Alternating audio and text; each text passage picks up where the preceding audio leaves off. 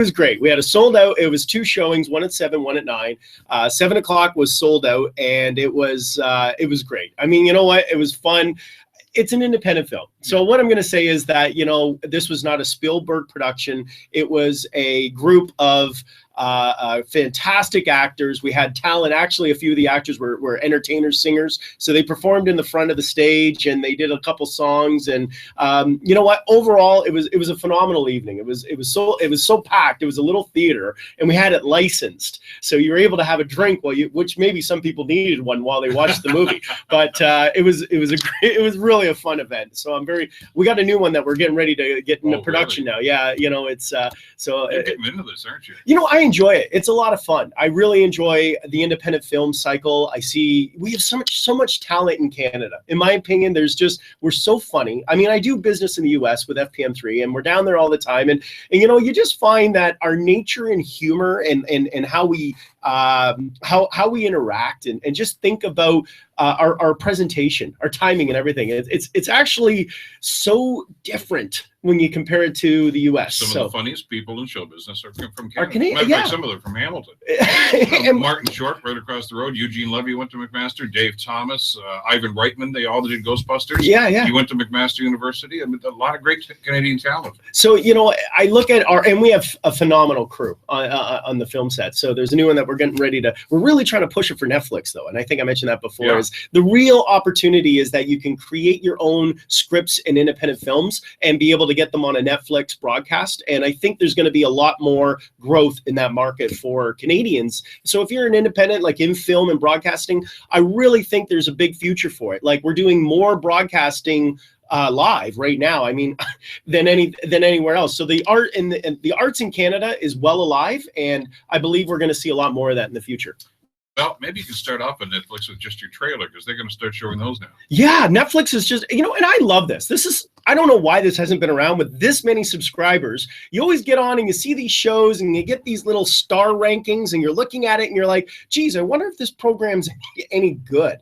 And, you know, so you start to watch it and you're like, what's it really, you know, and you got to read. I mean, come on, Bill, like, reading's outdated, right? I mean, you got to read a blurb. There's a paragraph. You have to, like, you know, a CSI agent discovers that's a Seinfeld routine. Yeah. Why do we watch the news? They have the banner. If I wanted to read, I'd read. I want to watch TV. If I got trailers only, I want to watch the trailers. So I'm sitting here. I'm like, so finally Netflix has trailers. I'm like, this isn't, in my opinion, revolutionary, because, you know, you go to the theater or whatever, you always get to watch the trailer.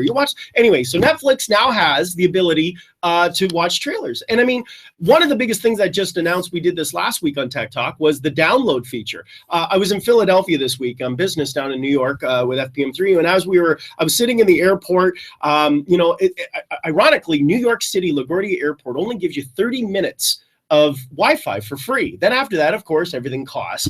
So I'm like, in 30 minutes, I am hammering the download. I am on the Netflix, taking advantage of every show I can possibly get. So I managed to get enough to get me through my delayed flight before I could get home. But that download feature, I'm not the only one. And what's interesting is why Netflix did this is they were losing ranking in the top downloads, which I'm going to get to in a few minutes with 2016. Yeah.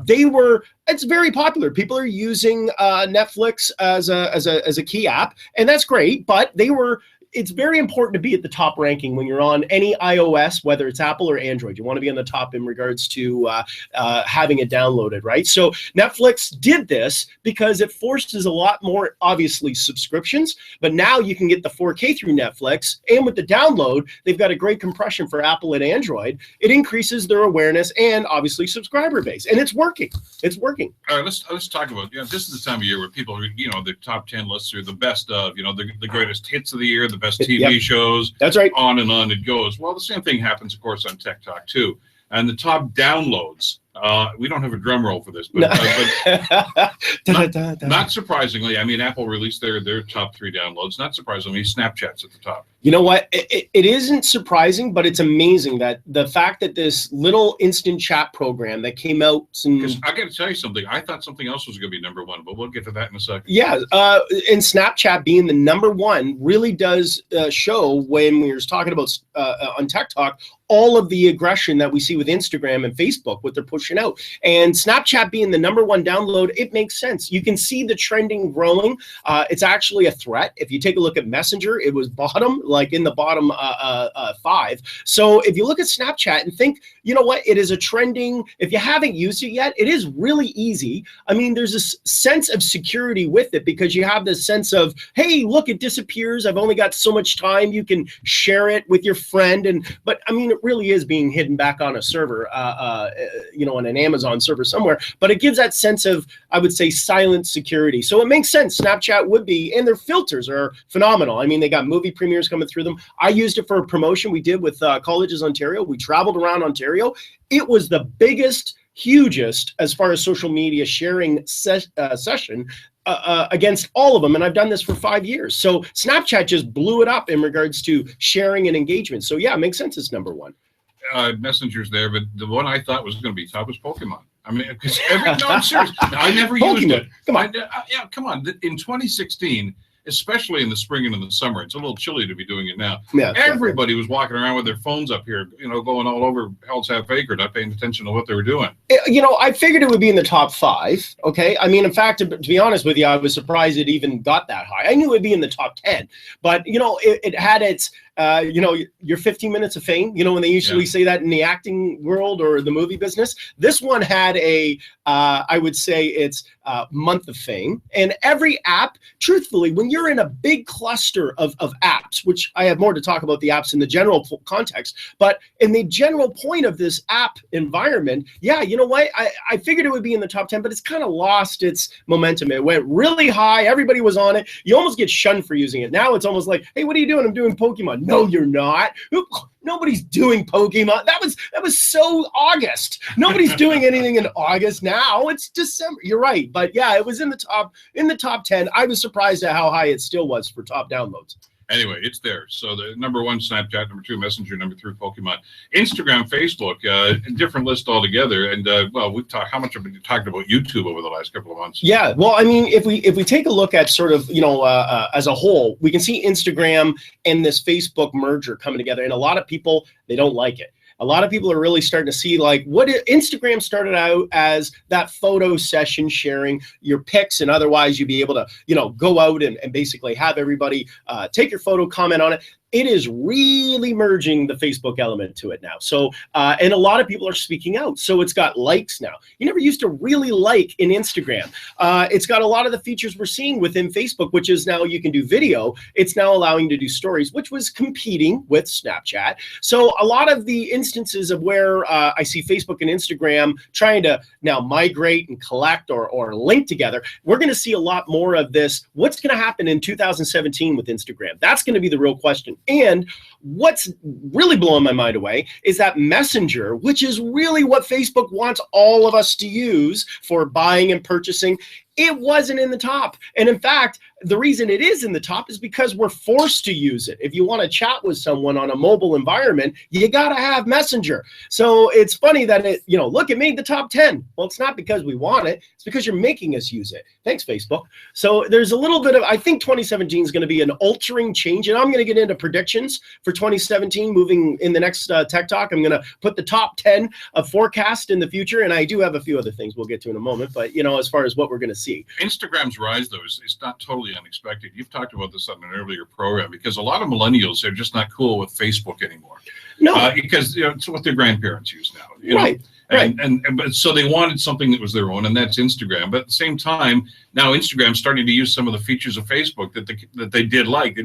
It's like you said, it's branding. You don't want to be branded as a Facebook user. You want to be Instagram, but you still like some of the tools. Yeah, exactly. And I think with Instagram, it's still kind of trending hot at the moment. I wouldn't be surprised, again, forecasting for 2017, if we see Snapchat sort of leverage maybe a similar Instagram component to it. So what I mean by that is that we will, as opposed to, we have stories right now, which they use in Snapchat. You take a bunch of series of photos and you can collect it and share it and people can watch. I think we're going to see a lot more with Snapchat. In fact, I wouldn't be surprised if we see some outside software merger connections. Do you remember Flickr? It was owned by Yahoo. And it was technically the photo sharing, the Pinterest of 1998, 2000, if you will. But, we may see Snapchat try to merge merge, and we'll probably see a couple more connections similar to what we're gonna connect with Instagram. And I really think there might be a little bit of a backlash. I think Facebook is not a popular youthful system. I mean, my daughter,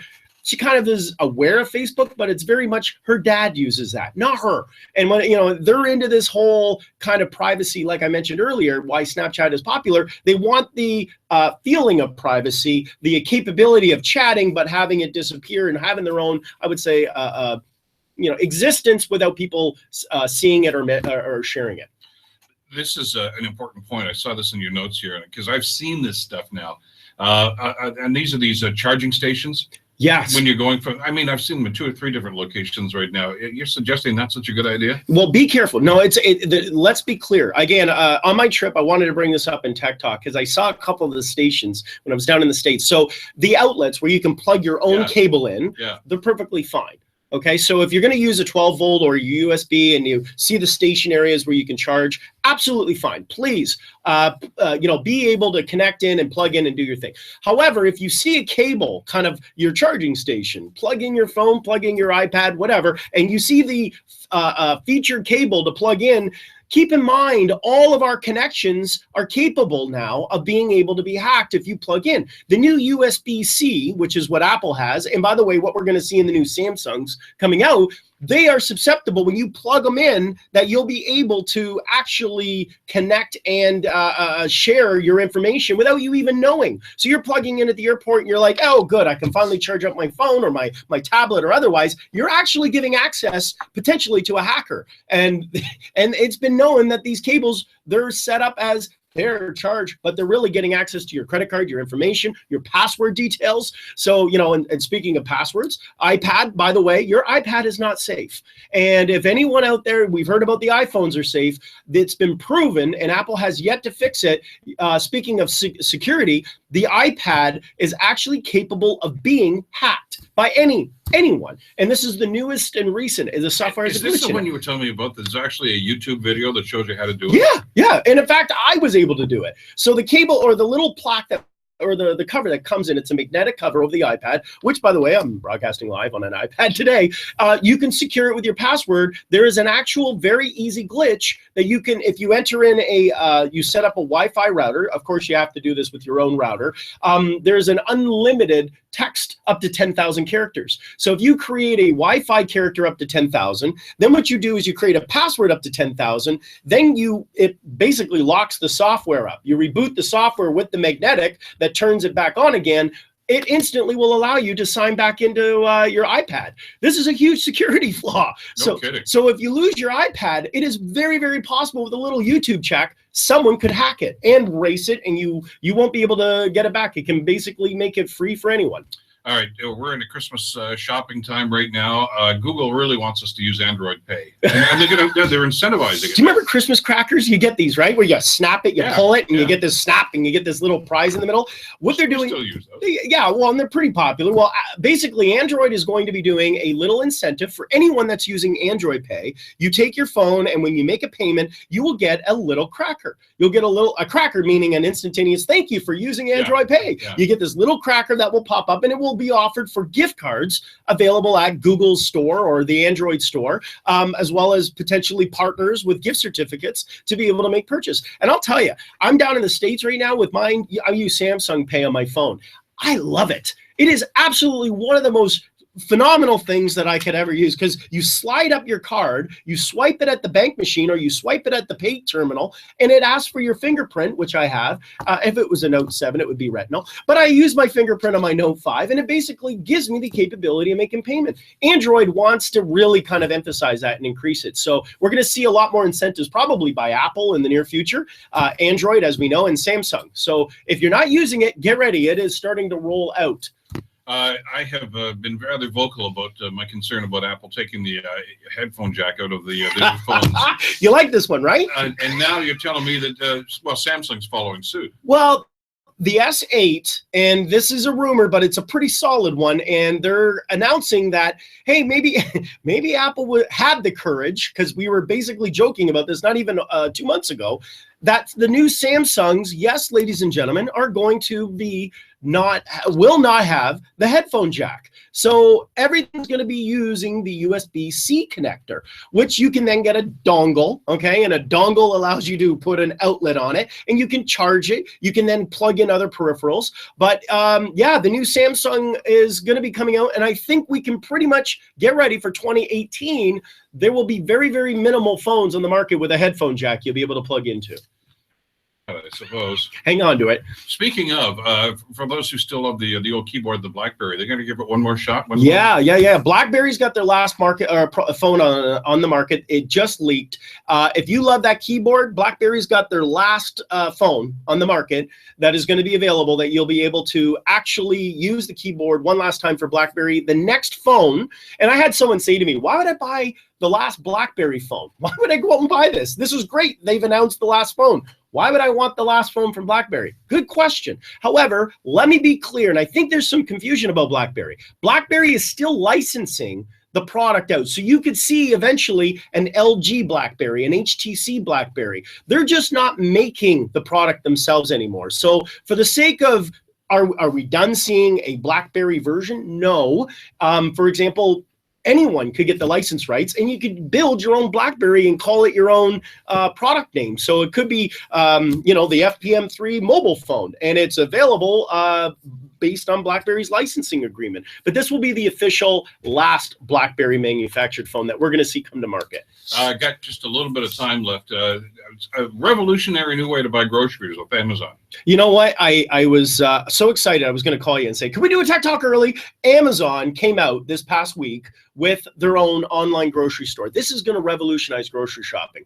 Really was. Now, we had in the past, about 7 years ago, 8 years, more than that, I guess it was almost 12, grocerygateway.com, which was a North American capable, order your groceries, we put it in a truck, and we drive it to you conveniently. And this is a little different. And what makes it uniquely different is that Amazon set up over in Seattle a new outlet where they can pre-order, you can order your grocery necessities, they box it for you, they announce when it's ready, and you can come by and pick it up or have someone come by and pick it up.